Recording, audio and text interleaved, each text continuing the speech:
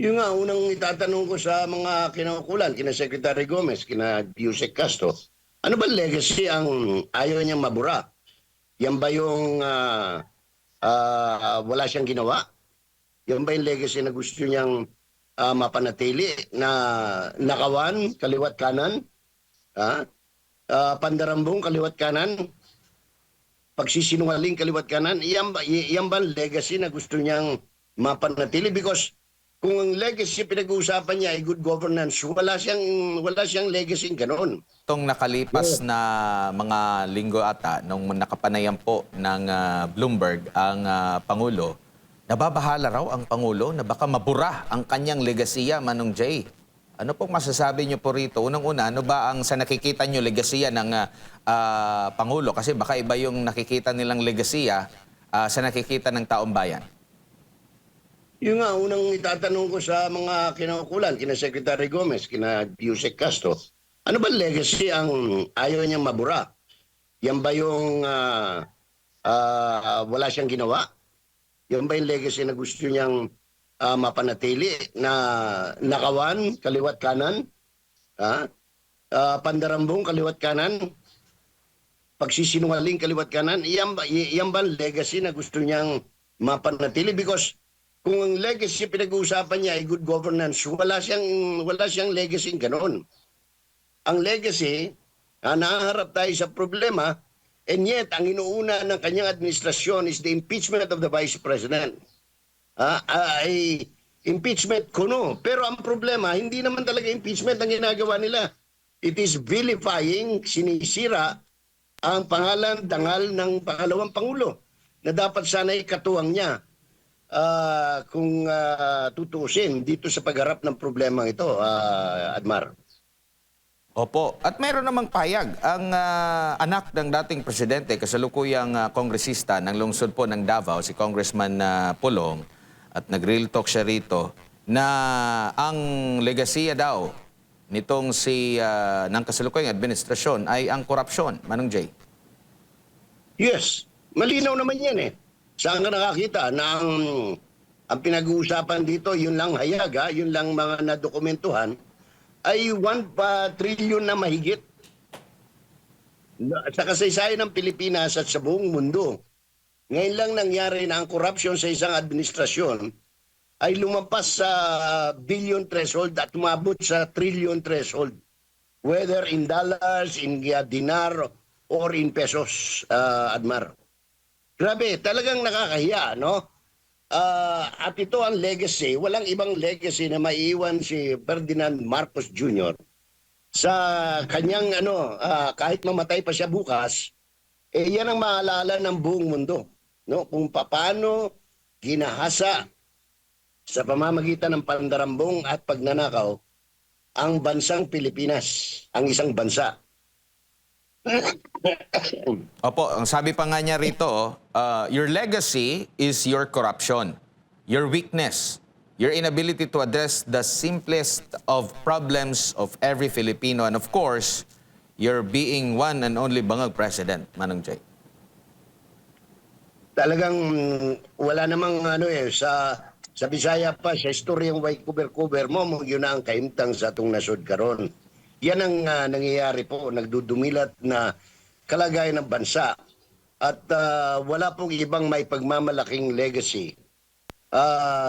Nakakahiya para sa pamilya Marcos at sa mga Ilocano na dapat sana kung meron mang legacy, yung pagtitipid, no? Yung pagiging modest, dahil trademark ng Ilocano yan. Pero ang problema, wala hong ganitong ipinakita for the last 4 years ang Marcos administration. Luho, nandyan. Nakawan, nandyan. Kaya nga nagkaroon pa siya nagtayo pa siya ng ICI supposed to be to investigate, but it was actually to cover the tracks of anong tawag nito, dahil malinaw naman wala naman talagang anong tawag nito, and up to now yan ang problema nila, Admar. Tuloy-tuloy yung corruption, even to the point of corrupting members of the House of Representatives na bumoto sa kasalukuyang impeachment. Unfortunately, that is their problem today. They want to impeach the Vice President but they don't have the numbers because tinuruan nilang maging corrupt yung mga congressman. Lahat ngayon nag-aantay. How much is the dog in the window or outside the window? Oh. Opo. Kasi ayaw nilang ilabas yung laman ng maleta. Gusto nila ngayon yung tinatawag na FLR for future release pipirmahan ng presidente. Magde-deficit spending na naman sila para pangsuhol dito sa mga congressman. So ang ginagawa nila ngayon, they are dribbling the ball dahil wala silang makuhang numero at hindi nila maisampa ito. Dahil kung tutusin, anong pangalan ito, Admar? Matagal nang naisampa dapat yan sa Senado dahil sinabi nila, kompleto, sufficient in form, sufficient in substance, sufficient sa grounds. So dapat yan, lahat, wala nang investigasyon na nangyayari. At dapat yan, wala nang hearing. Dapat yan isinampa na sa plenaryo and the plenary should have voted for it and submitted to Senate for the trial. Ang problema, hindi nila magawa yan. So ang ginagawa nila ngayon, nagkakaroon sila ng mini trial pero ngayon pansinin mo yung mga congressman na nagsasalita, sina Ortega, sina Ridon, sinasabi nila ratings because gusto nilang bumagsak yung rating ng Vice President. So sinisiraan nila dahil wala silang makuha. Hindi sila. Mismo si Representative Zamora ng San Juan City nagsabi, ang basis nila for the hearing is the chismis ni Trillanes na maraming pera sa bangko matagal ng kwento yan na walang katuturan. At sinabi niya yan on live television sa mainstream media. Si Luis Tru naman kahit ano sabihin niya, nasabi na niya that what they're conducting is not a preliminary hearing. It is a mini trial which is not allowed by the Constitution and by laws. O ano sabi ni Congressman Flores nung kausap niya mismo tapat-tapatan yung mga mamamahayag sa telebisyon at sa radyo. He said he voted against this issue of issuance of subpoena because that is illegal, that is unconstitutional. Mga congressman itong matitino. Wala. Ganyan talaga ang buhay ngayon. Habang dinadivert at ang pinakahuling dahil hindi nga sila umubra dito sa vilification campaign against Inday Sara, hindi nababagsak, hindi bumababa ang ratings sa katotohanan at sa guni-guni na lang ni Congressman Ridon at ni Ortega siguro nananatili ang pabagsak na ratings. Ang inuupakan naman nila ngayon, yung best friend ng dating presidente, si Pastor Apollo Kibuloy. By way of a court order na walang kalinawan kung paano siya sagawa, sinasabi ng inspection on the properties. And I do not know, ngayon lang ko nakakita, ang tagal kong reporter sa Justice and Court na nag-issue ang court ng with no pun intended to the honorable judge, no? Na nag-issue ng order for an inspection on a case on the properties of a case relative to human trafficking, no? Kaya talagang mapapailing ka sa nangyayari ngayon to divert the attention of the public para against the flood control scandal corruption, no? Na umabot nga ng 1 trillion at saka itong problema natin ngayon sa langis at petroleum product, Admar. Opo, sabi nga rito ni Congressman Pulong Duterte, quote and quote sa kanyang statement, Filipinos are not concerned about preserving political legacies. They are concerned about their daily struggles, the rising of cost of living, and a government that should be working for them, not for itself. Correct. Legacy is not claimed or protected by words. It is defined by actions and ultimately judged by the people. Sa nakalipas na administration, paano ba nalaman ng taong bayan, Manong Jay? Sa tingin mo, yung comparison natin, kasi parang dito, Trying hard ba na, ito yung legacy ko, kaysa dito sa nakalipas na nagtrabaho lang at hayaan ang taong bayan na mag-formulate na, ito yung legacy ng dating administrasyon.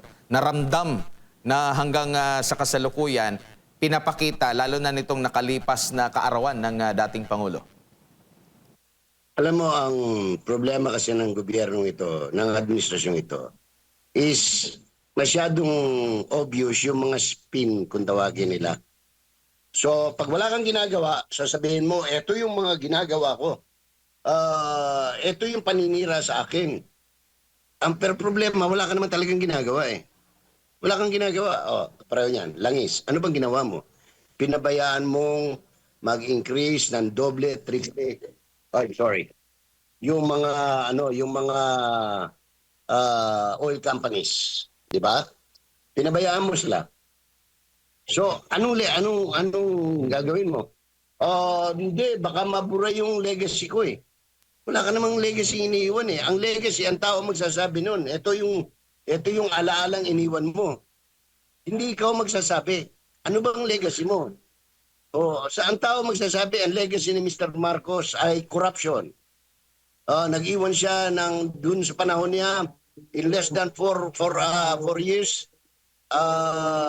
ang nawala sa gobyerno, napunta sa kawat o sa corruption, ay almost 1.7 trillion pesos. Almost 2 trillion. Ang legacy mo ay nagpapasaka ng pambansang gastusin or national budget na hindi naman kayang kitain ng gobyerno. Nagpasaka 2026 budget which is almost 2 trillion short of the revenue that your revenue generating agencies can only come up. So anong gagawin mo? Mangungutang ka. Ang problema, kapareho niyan, ang kailangan mong i-raise is 1.7 trillion. How much have you loaned so far? For the last January, February, March, and April is only 60 million, a billion. Way past. Bakit? Wala nang gusto magpautang sa iyo eh. Wala kang credit to na eh. Wala nang naniniwala sa iyo sa madaling salita. So yan ang legacy na maiiwan niya. Unfortunately, for a country like the Philippines, who used to be an economic power in the 60s and 70s, ngayon, bulok tayo. Lamang pang Vietnam na tinulungan natin magtayo ng kanilang mga karsada after the war, no? Lamang na lamang ang South Korea na umiiyak noon at tumingin sa saklolo sa Pilipinas because we have one of the strongest armed forces in the whole of Asia at that time. Opo. So, wala. Anong legacy? Ang legacy mo ay, pwede ko siguro sabihin, ang legacy ni Mr. Marcos Jr. is the continuation of the legacy ng kanyang pamilya na nasulat sa Guinness Book of World Record na korupsyon, nakawan, pandarambong. No? Unfortunately, because tama yung sinasabi ng marami including Congressman Pulong. Ang problema ng Pilipino ngayon, sikmura. Paano siya kakain ng maayos? Paano niya mapapag-aral ang mga anak niya? Paano siya makakapunta sa kanyang trabaho para kumita kayong nagtaas na ang pamasahe? Pinipilit nilang kontrolin yung pamasahe. Hindi naman laki ng kontrol yung presyo ng diesel. Kaya nagagalit pati yung mga operators, pati yung mga drivers. So, sa Bisaya pa, sukwahi ang tanan, no? Sa sinasabi niyang, anong pangalan to? Legacy. Diyos ko, ano ba legacy maiiwan mo? Legacy ng addiction, legacy ng corruption, legacy ng sexual perversion, what? Tell us, what kind of legacy ang sinasabi mong mabubura o dapat mabura?